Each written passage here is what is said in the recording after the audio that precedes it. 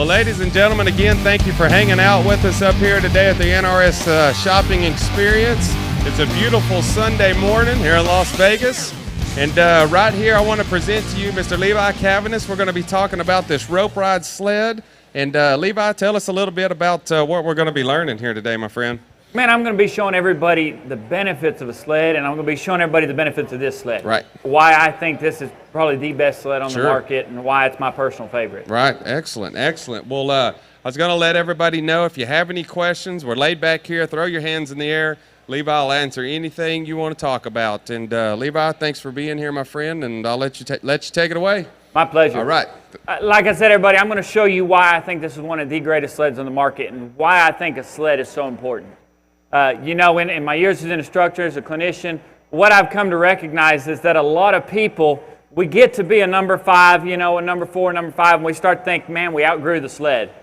You know, I hear people all the time say, I just need more cattle.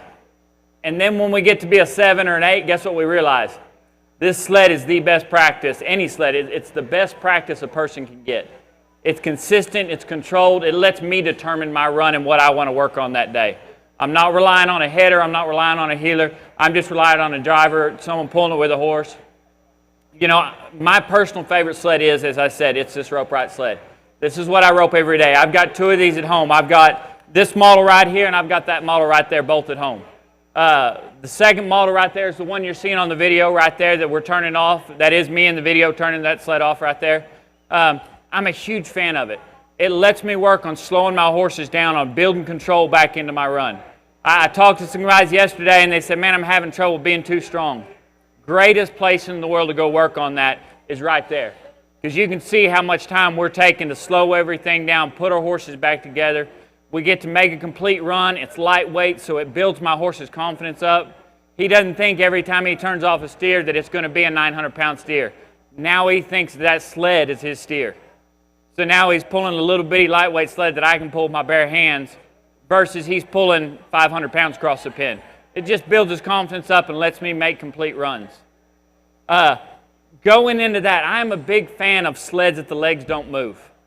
And here's my reasoning for that. I know there's all those sleds on the market and you see them and they kick and they jump and they hop. Here's what I've learned as a clinician. You know, my students like to teach me. And what I learned is we had students and they came through the corner and they get right here and they're in position and they just can't let go of their rope. And the further they go across the pin, now the more they get out over the top because they're sitting here looking at those legs and they can't figure out when they're in time. And so, you know, we go back to the old adage, well, how do you get in time? And they say, well, you come to the corner and you kick over the cow and you line your tip down his back. And then you go watch a guy like Junior Nogales rope. Is he kicking across the pin and lining his tip over his back and getting in time? He's finding his timing with his horse while he's going down the pin. That is why I like sleds that the legs don't move. When I'm on the sled and I'm practicing myself, I'm going to come around that corner and I'm going to work on being in time with my horse. Using my horse for those deliveries, using my horse to help me out with my run right here, not focusing on trying to be in time with the hop. Because to be in time, first off, I've got to be in time with my horse. But I've watched so many of those sleds that the legs move and people get stuck trying to get in time with it. And pretty soon we're way out over the top and we're trying to get in time with the feet too much. So that is why I am a huge fan of these sleds that the legs don't move. I love the new added feature that Steve's got going on this sled right here. Spring-loaded front and back where those legs cross like a live cow actually does. I think it's great. Again, I'm a big fan on my sleds of doing things like I would do on a regular steer right here. Normal sled, when I rope it, I don't get to hit him right here because when I hit him, I'm hitting the Jeep or the four-wheeler, I'm hitting whatever's pulling. Now I can go to the wood a little bit and get me a realistic pull without wrecking my horse right there. Again, it's about building confidence right there. If I can build my heel horse to think those hits aren't that hard, he's going to want to stop and he's going to want to do his job. If I come around there and I get my heel horse dreading those big hits all the time, he's going to be dreading it and he's not going to be wanting to taking those same big hits. You know, another bonus of this sled that I really like is your dummies can come any dummy you want. I've got one at the house with a bones dummy, one with a Jake steer on it. My dad's got one of these at the house, and another big feature of this dummy, he puts a bale of hay and a calf head on it. Used it to practice breakaway roping.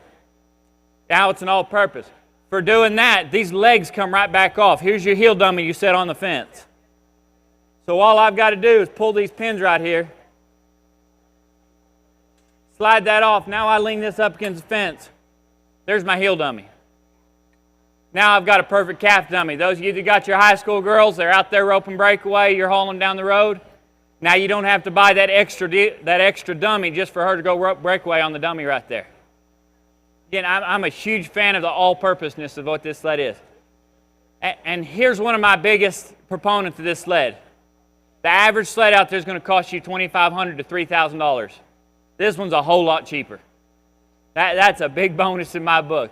You know, the average guy back growing up, I had the homemade sled. Because I look at a $3,000 sled, I don't want to spend $3,000 on a sled. I go look at this, I can't build one for what this sled costs. So, and that's a pretty sharp looking sled too. Does anybody have any questions for me on the sled, on anything? What do you got?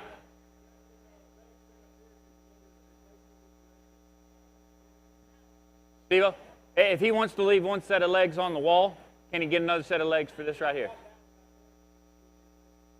Oh, for the cross legs. Question was, guys, if he's got the sled that's already got that set of legs on it right there, it's a standard set of legs. This set of legs just came out. So he wants to get this set of legs, yes. If you want to order just this set of legs and change it out onto the one you've got now, you can do that. Anybody else got anything? Well, guys, I sure do appreciate your time and let me talk to you about it. Again, I think everybody needs to own a sled.